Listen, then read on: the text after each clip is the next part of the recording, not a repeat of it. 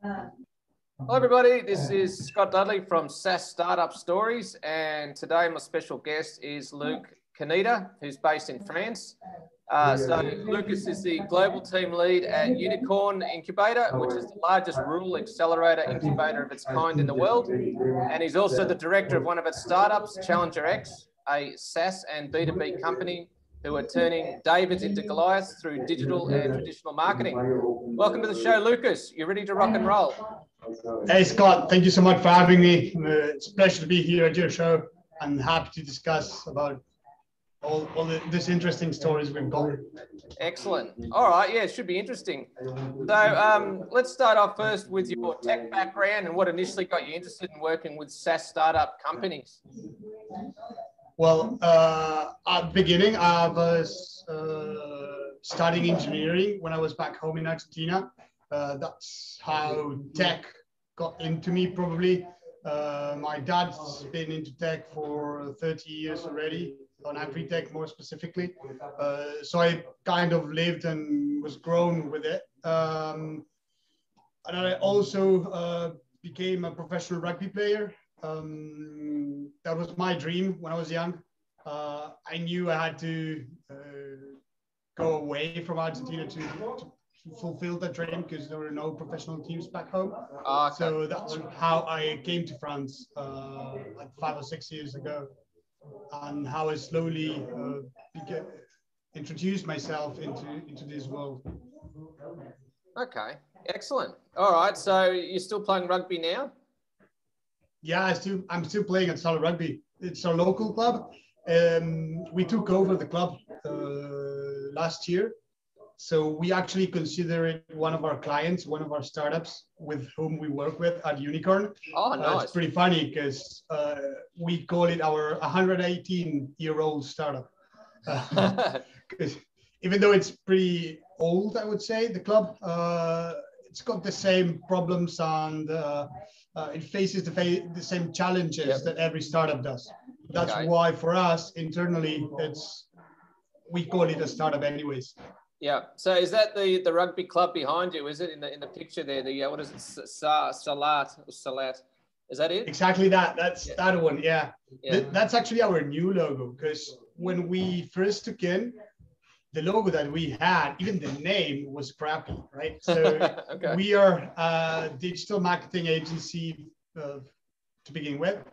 And when we saw the logo, even the name of the club, we told ourselves, I mean, there's no way people can identify with this brand, with this club. So we started from scratch. We redid our logo to something that's a lot more catchy, something that people can actually identify themselves with it. And that was our beginning, how we started working with it to create a brand. Not just a club, but a brand that people can identify themselves with all around the world. Excellent. Okay. All right. So let's talk a little bit about UNIQORN Incubator. So, going through a little bit about how you help your clients, what you do, and also how the listeners can benefit from it as well. Sure. At the base, we are a digital marketing agency. So that's what we do most.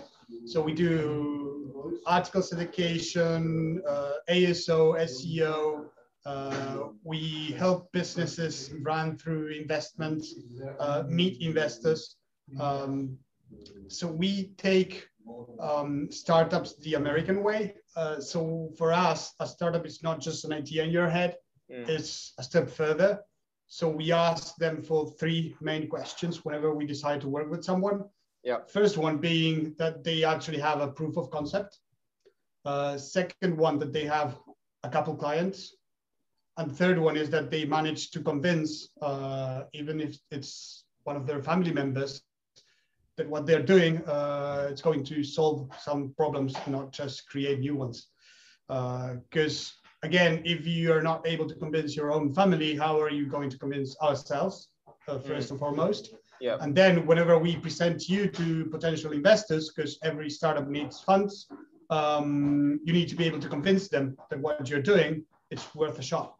That's why we ask those 3 first questions before we work with anyone. And during the years, we managed to, I would say, be very picky with the people we work with. We found out that we don't like to waste our time and our clients' time. So whenever there's not such a connection that's pretty clear in terms of working together, we prefer just to say no for both sakes. Because at the end of the day, we need to be able to bring some added value. Yeah. And in a certain period of time, if we decide to work together. And usually we invest ourselves very much into the startup. So we'd rather just keep it clear, keep it honest, because there's no point, right, in just wasting our time and the other, and our clients' time too. Yeah. So how big's the team roughly? How many people working with you? Right now, internally, we are 50 people working right here in Sarlat. We expand to 60 in the next month or 2. Oh, okay. So there's more people coming starting July the 1st. And we have 8 internal startups right now in here. And we also work with 5 or 6 remotely. Yeah. Because we can also help them develop. And our most, I would say that we work the most with Anglo-Saxon people. We work a lot in the US, Canada, and UK. Yeah. We don't have, I think we don't have any Australian startup yet, but I'd be willing to take some into our portfolio. It would be very nice and interesting. I know there's great stuff being done there in Australia. I mean, I love the place. I play rugby with a couple people, guys that were Australian. Nice. I enjoyed it very much, and I know there's tons of stuff being developed there, and I'll be willing and excited to be working with them. So don't hesitate to reach out if you have a potential startup that needs a hand, needs some acceleration. Be my guest. I mean, you can always reach out, and pretty easy to find on LinkedIn. So Lucas Caneda, you can find it pretty quick. Yeah. Just drop me a message and send me your deck, and we can see if there's a match, see if there's any synergy. Yeah. Okay, sounds good. All right, so then moving on to your other company, ChallengerX, which is sort of one of the companies that you're working with at UNIQORN Incubator. So when you started that up, did you borrow VC money to launch that, or have you bootstrapped it instead? Tell us a bit about how you actually got that off the ground. Yeah, actually the company, it's pretty interesting because I should go a bit further back to explain it a bit more. Okay, yeah, go for it. So we started with Sarlat Rugby, our rugby club, roughly 14 months ago. As I said before, we started with our logo, with our branding, with our image, having people identify themselves with the club, with the brand. And we slowly started growing and identifying the problems that every club, amateur and semi-professional club, faces in their day-to-day basis, but also in the long run, and started to solve those problems and created a know-how of how to fix them and in an effective way, right? And we've also focused a lot on the marketing side of the company. So for instance, in social media, we went from 1,500 followers 8 months ago or 9. We are over 130K today. Okay. So we are a very small club in France, so 4th or 5th division. But actually, we are the 6th club in terms of social media reach in the whole France. Yeah. So that was one of the key points that we focused on for our growth. And then we've built professional sites.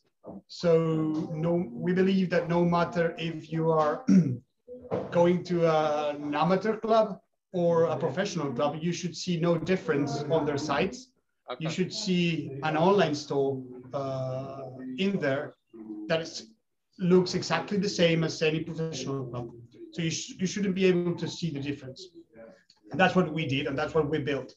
And we've also built it in 4 different languages. So right now you can find sarlatrugby.com.de.fr.es. So we're running Spanish, French, English, and German, okay. With content going in there every week. We've also figured out that there was a main issue with merchandise. So people were not able to buy almost anything that was related to the club, to the brand that we built.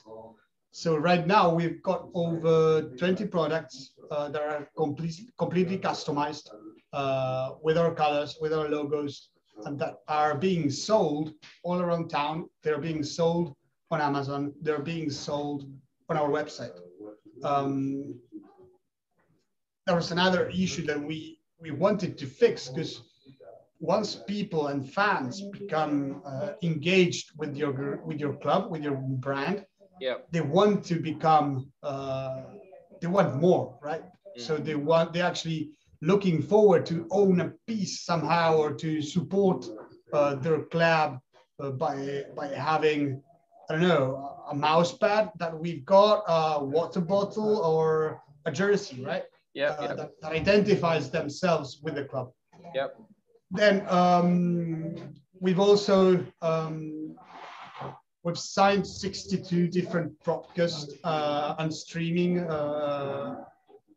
agreements all around the world to have our games and our content distributed no matter where you are, because we believe that rugby and Sarlat Rugby can actually be this connection between people and rugby. We've done a research back in the day that in the US, only 12% of the people knew rugby, or understood or knew the rules. I mean, I know in Australia it's pretty much one of the main sports, so almost everyone knows the basics of these. But for instance, in the US, that's not the case. Yeah. And when we did that research, we said, okay, we're very happy to hear that only 12% of the people know the rules and understands rugby. But the guys doing the research, hey, aren't you selling rugby? How come you're so happy that only 12% has that? Because in our eyes, in our minds, it's the 88% that doesn't know rugby that I'm looking for. That's the opportunity. Yeah. Okay. So we want to take rugby to them through Sarlat Rugby. So we've also developed a whole new different way of sponsoring. We are actually looking for sponsors, partners, but not like the way they did before, because most of the time they were just asking for money, just help the club out, but they didn't receive much in return.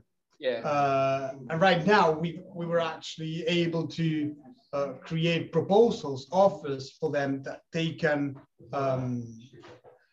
use and have a benefit for supporting the club in terms of marketing, in terms of eyeballs, in terms of views, that we can run through all of our ecosystem that we built. Yeah.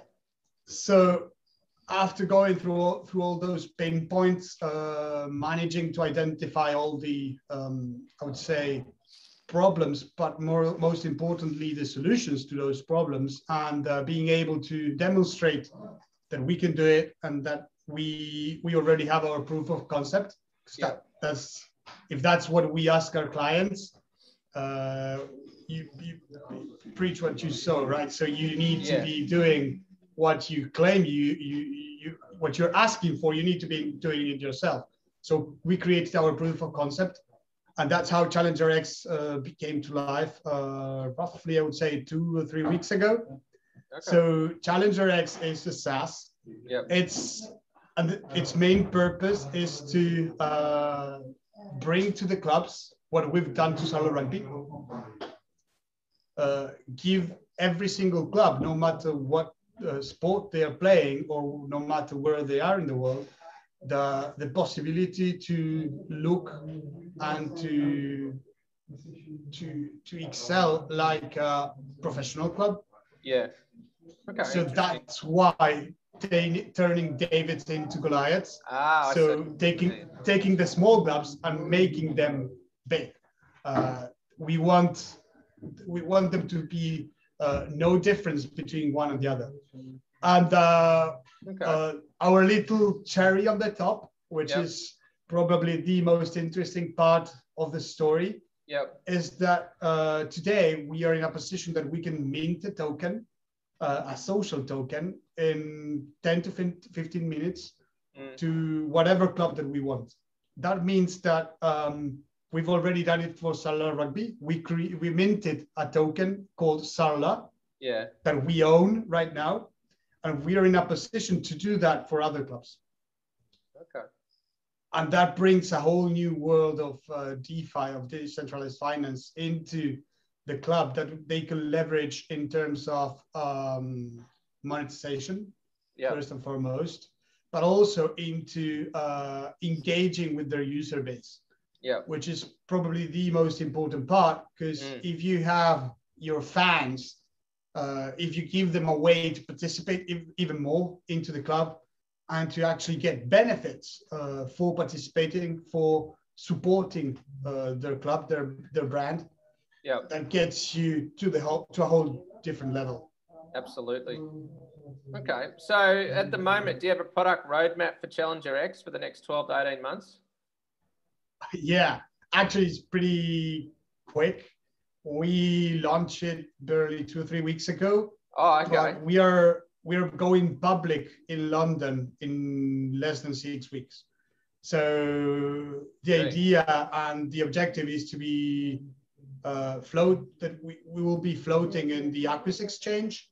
So it's the second exchange in London by mid-July. Okay, exciting. So, yeah.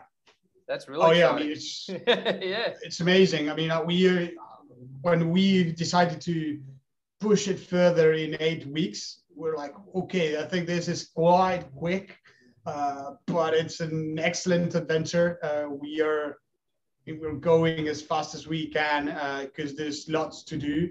And actually, there's lots of clubs that have already reached out to us to understand or to ask, how did you get there with Sarlat? How have you done it?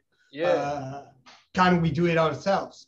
And that's where we said, yes, we are putting this in place. You can sign up already to ChallengerX. We've got our website already running into a landing page. So it's challengerx.io.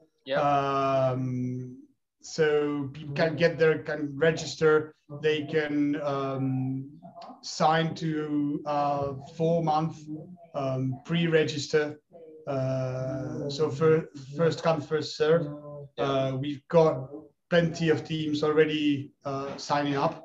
So we've received, people from all over the world, but also from every club, not just rugby. In fact, right now at our offices, we have a football club that came to us to understand the project a bit more and to be a part of. They were one of the first teams to sign up.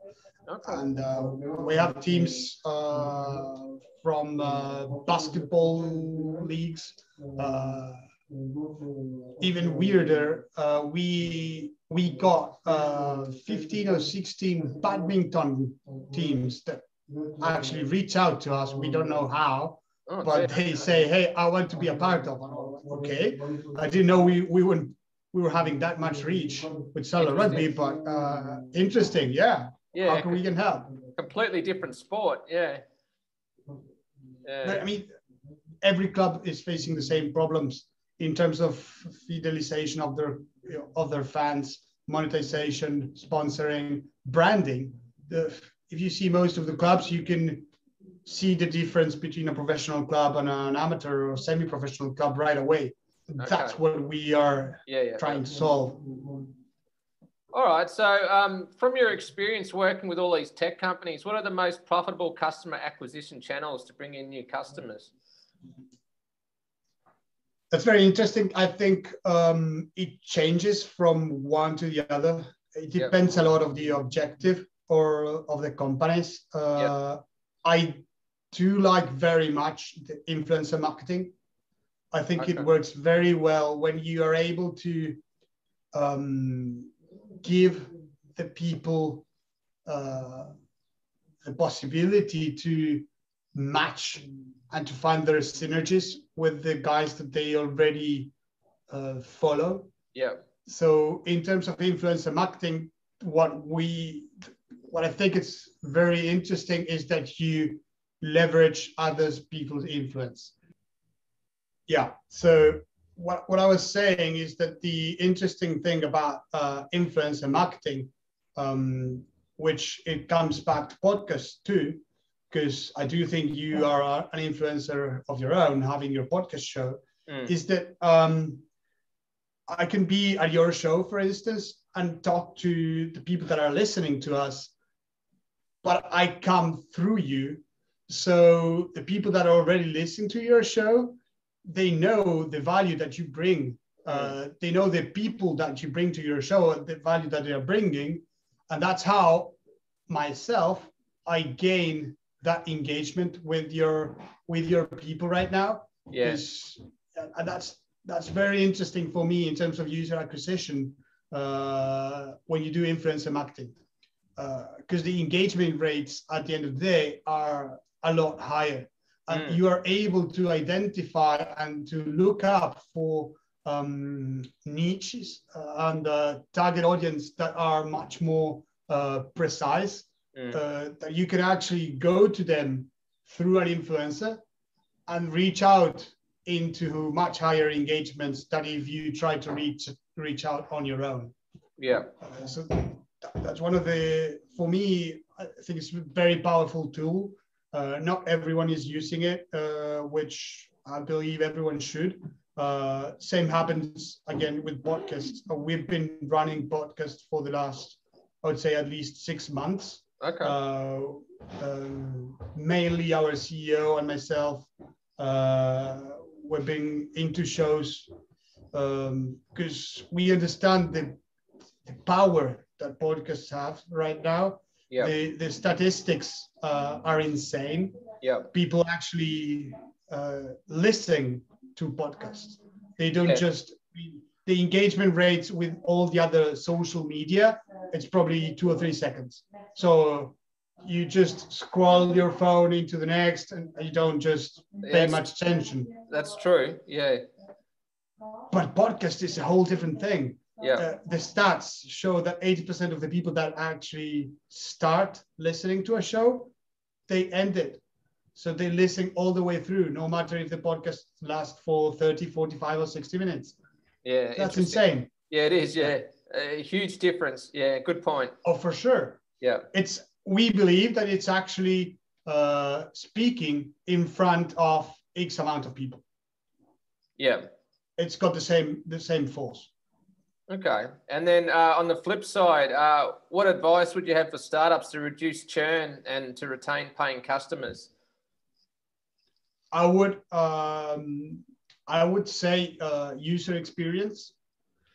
We also ran internally, which an esports platform. Okay. So we've been running it for the past 4 to 5 months.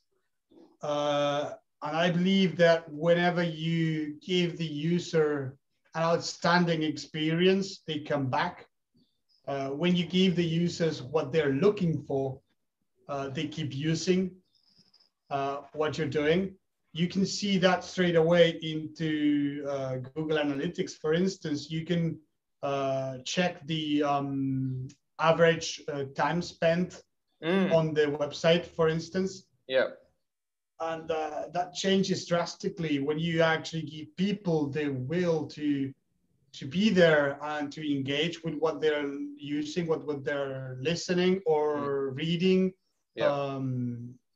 So yeah, I would say user experience is a powerful tool to always have, I mean, at least one side of your mind focused on that, so that people have a nice time. Because right now, I mean, what do people need? What do users need? Why do they use whatever you are providing? In most cases, it's because they want the experience, or they want to learn, or they want to listen to us talking, for instance.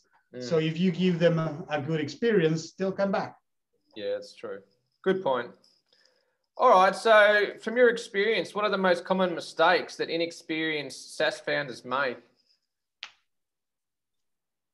I would say that in my opinion, right, don't have a crystal ball, but one of the things I found the most people struggle with is that they are actually, it's so easy to create a company right now, which it was not back in the day.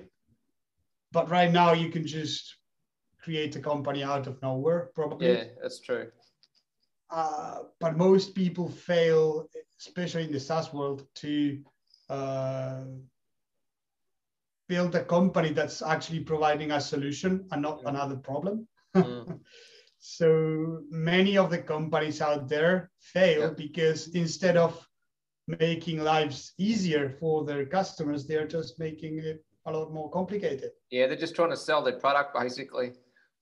Yeah, but if the product doesn't serve a purpose, what's the point of it?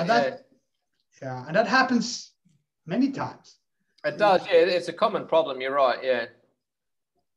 Yeah, if the product is not market worth, then there's no product. I mean, if there's no customers, you can have the most important company in the world, but if you're not selling anything, at the end of the day, you go bankrupt.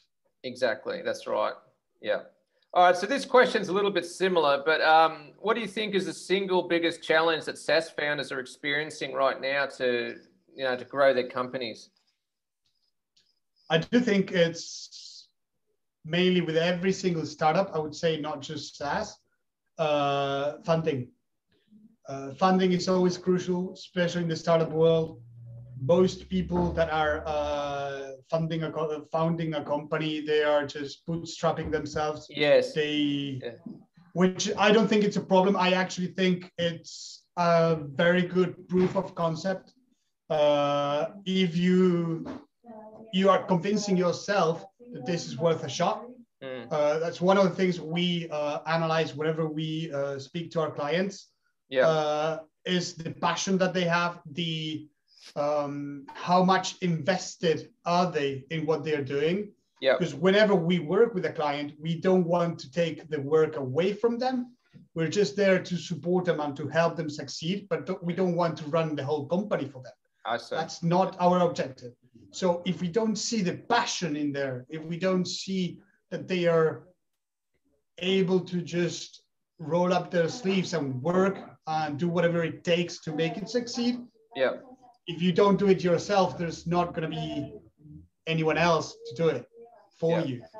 So I would say after that, you need funding, you need funds to accelerate, you need money to market, you need money to go into customer acquisition to bridge that gap of being a startup and growing. And as a matter of fact, we are hosting an event called the Startup Super Cup, 1, 2, 3 October here in Sarlat, physically, to solve this problem, because we are bringing startups and investors from all over the world, but we are being very picky, the same way we are with our clients. We are bringing startups that we believe that are actually adding value to the ecosystem. only tech startups. We have identified themes that are very much aligned to what we do. For instance, fintech, DeFi, cybersecurity, agri-tech. I'm missing a couple, but sports, esports, those are the themes that are going to be present at the event. Okay. Since we've attended so many events, especially our CEO, he's been to at least 200 of them. Okay. We always find that there's a main problem in there that we want to fix. That is that startups are on one side, investors are on the other. The actual connections, the meetings that are being done are not that many. And why are people attending this kind of events?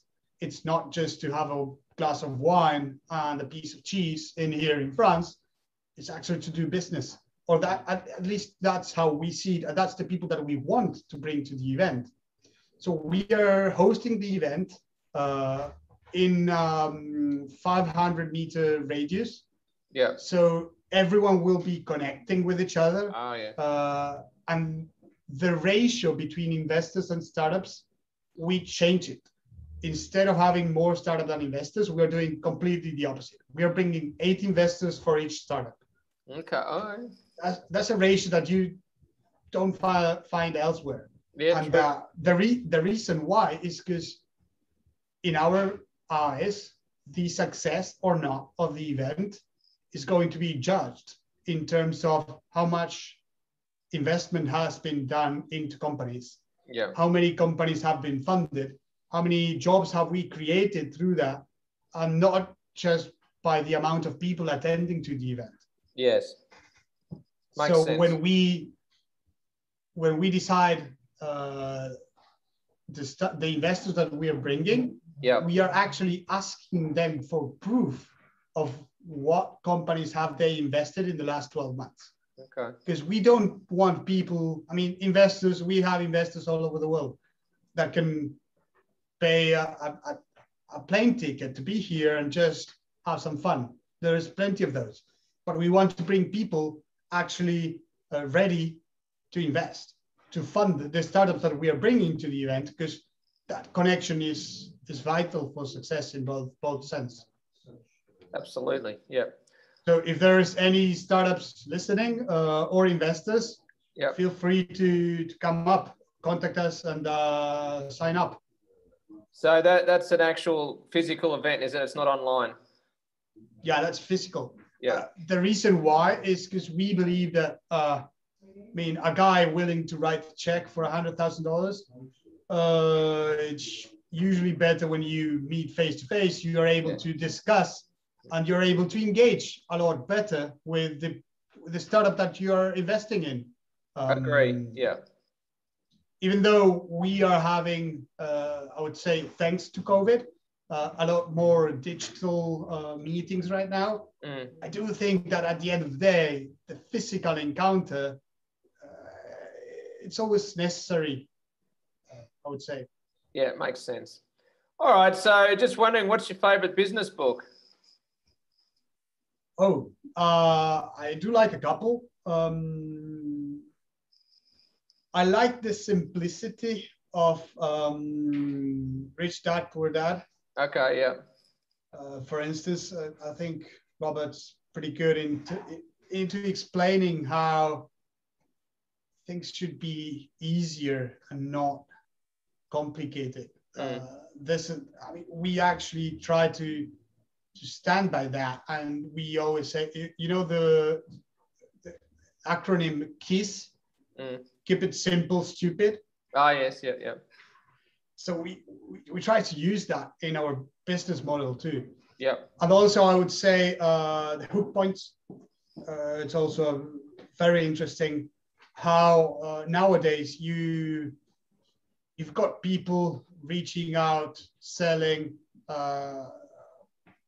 every single time. We receive ourselves hundreds of mails a day with CVs, with decks. So the span of attention has been reduced so much that right now you have between 2, 3 to 5 seconds to actually hook up, get the attention pretty quick. Yeah. If you manage to get that in the first 2 or 3 seconds, we can keep going. But if you don't hook me up at start, I would just probably scan it through pretty quick, go to the next, right? Delete, yeah. Yeah. Yeah, I understand what you're saying. And that book, Hook Points, I mean, I think it's amazing to actually understand how to build that up and how to think it through, how to not reinvent the wheel, because we don't need to, but to be different, show up. I mean, if you have got 100 companies, what makes you different from the others? Yeah. Why should I be working with you and not the other 99? Yeah, I see. Good point. Cool. All right. How about you, Scott? Oh, gee, I've got heaps of favorite business books. Where would I start? Well, there's a good one I read it recently, actually, called Lean Analytics, which is based on the Lean Startup. I can't remember the author of the book. I think it's Ari something. But yeah, you've obviously heard of the Lean Startup with Eric Ries. Yeah, this book is based off that series, so it's a different author, but it's based off the same concept. And they go into, they break it down, the 5 stages of a SaaS company, and sort of how you start off with an idea and then eventually scale it. So that's probably at the moment my favorite book. Yeah. Amazing. Yeah. Cool. All right. So what are you curious about or researching right now regarding SaaS or software in general? Well, we are very much into the DeFi world. As I said with ChallengerX, we are in a position to mint a token for a social token for any of the clubs that we would like to. So we've been doing lots of research into how to, I would say, leverage that token into the club's benefit. We are talking with experts. We have 2 or 3 guys working with us that are blockchain pros, community pros. There's plenty of stuff around to play with that, which at first we knew the basics, but frankly, we didn't know enough. And I'm glad that we are up to doing all that research into it, because it's fascinating. I mean, the things that you can do, for instance, there's Discord channels with Discord bots that can be done, allowing you to identify and classify people by how many tokens do they own of a certain, like for instance, how many Sarlat tokens do you own, and classify you into different categories, and actually giving those people different benefits for owning those tokens. I mean, and the amount of things that you can do through that, it's just endless.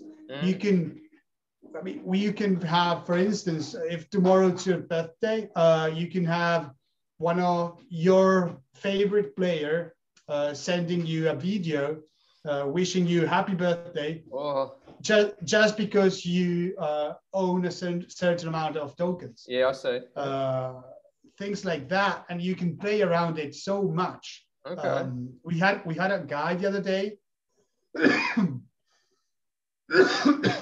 Sorry, I've been talking too much. Yeah.